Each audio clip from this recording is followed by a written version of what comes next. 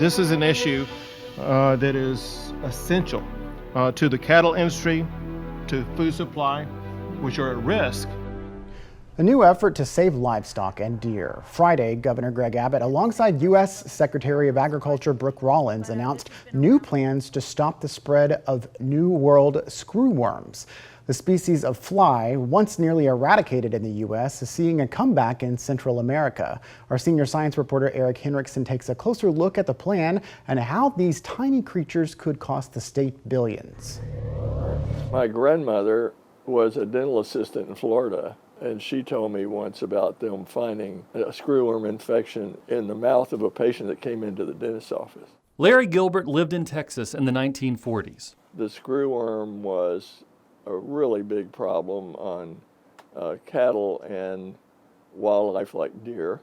Today, the UT Austin biology professor and faculty director at the Brackenridge Field Lab looks at the tiny creatures. This box is species in the same genus of the screwworm fly. In the 1960s, screwworms, a type of fly, were mostly eradicated from the U.S. They irradiate the flies and sterilize the males.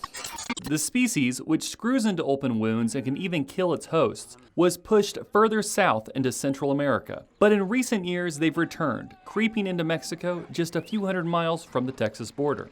This can result in billions of dollars of losses a year. In June, Governor Greg Abbott announced a new response team designed to prevent the spread of screwworms. Friday, the governor joined U.S. Secretary of Agriculture Brooke Rollins, announcing a plan to prevent screwworms from spreading north and killing off cattle and deer. Today, we are announcing USDA will invest and build a domestic sterile fly production facility in Edinburgh, Texas. The facility will breed 300 million sterile flies a week. The Trump administration will also invest in new tech to fight the screwworms, as well as work with Mexico to track the species. We've got a lot of data to collect, we've got a lot of work to do, but we have to protect our cattle industry and our beef industry in this country. Professor Gilbert worries less about cattle and more about deer.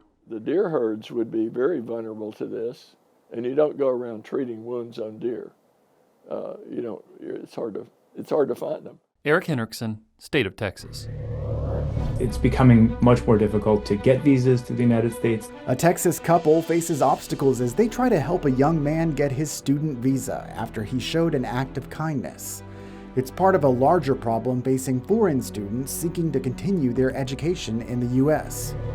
We don't have the money to just rebuild, go buy a house, go rent somewhere. Texas flood victims look for help with legislation stalled at the Capitol. We look at the challenges facing survivors and where they're finding relief.